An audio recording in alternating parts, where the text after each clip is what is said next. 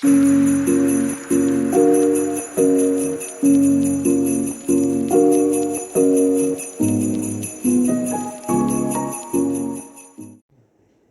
everyone, welcome back to my channel. We are continuing our 12 days of Christmas and we are doing some more tags today. Today's tags would be very easy to mass produce. Again, if this is something that you're into, this is another one that is very mass producible. So I have some pattern paper here. This is from Paper Studio. It is called Christmas Basics. I've had this for a long time, but it is still available if I'm not mistaken. And I just took some scraps and cut out little triangles using a die set from, I believe, Fun Stamper's Journey. And I used the smallest triangle tag triangle shape that was there. I have this shadow box die from Lawn Fawn, and in it, it has some hillsides.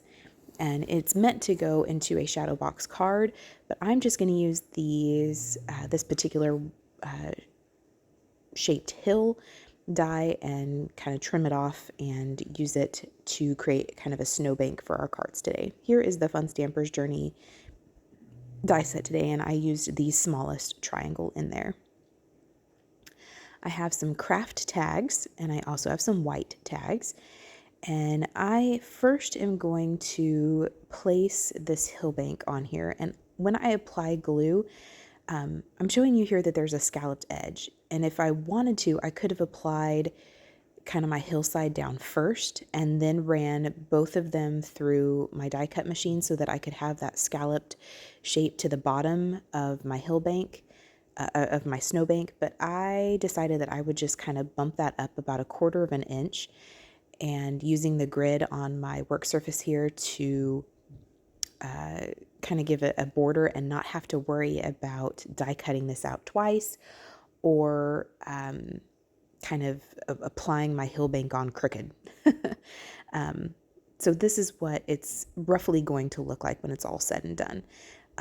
You could apply your trees, you know, your tree shapes crooked and wonky, and I end up doing that. I tried, adhering them down kind of straight to where they were kind of a straight tree, and that looked cute. But I kind of enjoyed the whimsy of kind of making the tree look kind of wonky and more fun and playful. So using the grid on my mat, I'm applying some liquid glue to the back of my snowbank, and then trying to kind of keep things straight. Using the grids on my work surface there, I'm going to apply my snowbank, and I'm applying glue kind of more toward the bottom because I do need to tuck essentially that trunk of my tree in there. So I'm trying not to apply glue all the way to the top of this snowbank, just so that I do have a place to tuck my quote-unquote trunk.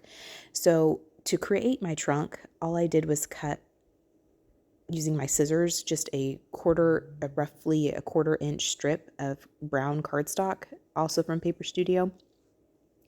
And then I just am using that as a trunk.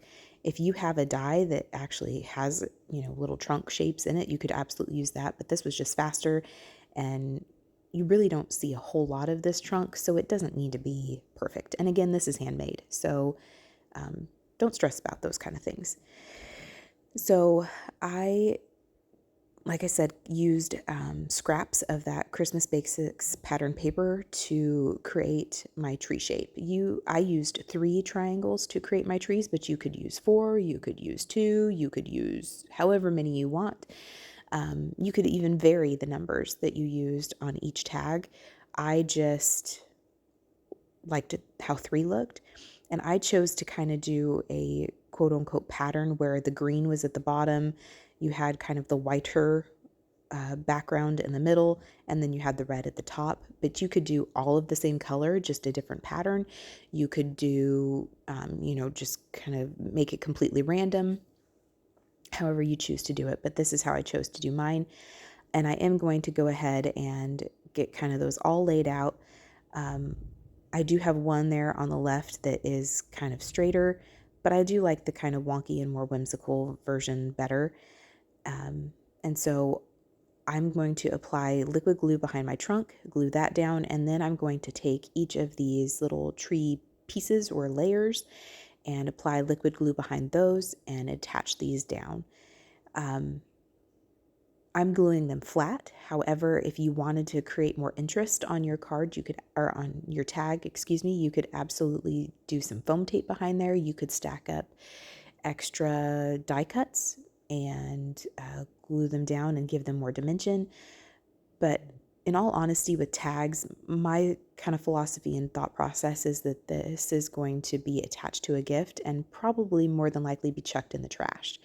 So I want them to look cute. I want them to look put together and professional, or playful, however, the vibe I'm going for. But I try not to spend a whole terrible lot of time, just because I know that more than likely this is going to be chucked in the trash or ripped off of the gift and thrown in the trash. So I don't spend a whole lot of time on my tags. If there are occasions where I feel like the tag could be kept and preserved and put on a tree as an ornament, then I spend a little more time with them. But for something like this, it's more than likely going to end up in the trash. So I don't spend a whole terrible lot of time on them.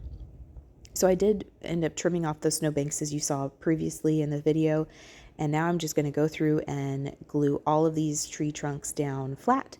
And then we'll move on to the next step. So for the next step, all I did was take some white acrylic paint, put a little dollop of that onto an acrylic block and add just a squirt of water to it just to make it a little more flowy. And then I am taking a water brush pen and I am going to splatter essentially snow all over these tags. I wanted there to be kind of some snow in the background, and this is how I chose to apply my quote-unquote snow. For those large globs you see, I did not want large globs of snow, so I'm just going to take a dry paper towel and sop them up.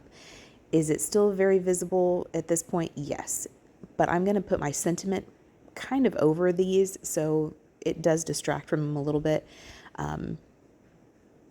It's not the end of the world, but I just didn't want that huge white glob on these tags. So I'm going to continue to splatter until I am pleased with how this looks and the amount of snow I have, and then we will set these off to the side to dry completely. I'm going to use this Hero Arts, I can't remember, this doesn't have a name, it's like a number, and I will put that in the description box below. But I'm going to use this 'Tis the Season to stamp the sentiment on all of my tags. I was trying to kind of figure out where I wanted to place the sentiment, and because I didn't necessarily have a for sure place where I put my trees, I wanted to make sure that I chose a sentiment that would fit, that I wouldn't have to take the sentiment off and remount so that it was properly placed and positioned on each tag. So this 'Tis the Season fit on each of the tags in a way that made it look balanced. I'm going to take some Pine Needles Distress Oxide ink, and I'm going to stamp out this 'Tis the Season on each of these tags. I stamp it twice, 2 to 3 times, just to get a good impression, and I will do that on each of the tags. This is where the MISTI or a stamp positioning tool really does come in clutch. Just makes this whole process of stamping your sentiment go a heck of a lot faster. This is one of the ones that had a kind of a glob in the middle, and where I have placed this sentiment really does kind of distract and kind of focus your eye on the sentiment and everything else as opposed to that glob of errant snow. While those sentiments were drying, I took the white tags that I cut earlier, and I am using that same Hero Art stamp set. There's a little bow in that set, and I decided to put that toward the top, and there is an individual to and from. I chose to stamp those in that same Pine Needles ink, and this is how I'm going to finish off what will become the back of our tags, and I'm going to stamp that on each one of those. And then I'm going to use some liquid glue and glue each of these tags together.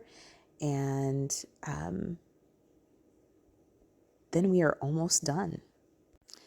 I went through my stash and found some gold gems, And I'm going to attach these to the tops of my quote-unquote trees just to finish those off, give them a little more sparkle and shine and some interest. You could use pearls, you could use Nuvo drops, you could skip this entirely. If you have a die that has like a little star shape, you could use that. You could use a confetti piece, whatever you have. Then I took some red and white baker's twine, probably about between 8 and 9 inches long. I fold it in half and I take the folded end and I put it, sorry, I'm off camera. I put that through the front of the tag and loop it through, and then I'm going to tie the top off in a knot, and then that will finish off these tags. I'm going to do that to each individual tag, and then these will be all done. So thank you so much for spending time with me today. I appreciate you. I hope that you stick around for the rest of the videos in this series this year. And until then, I guess we will see you next time. Bye.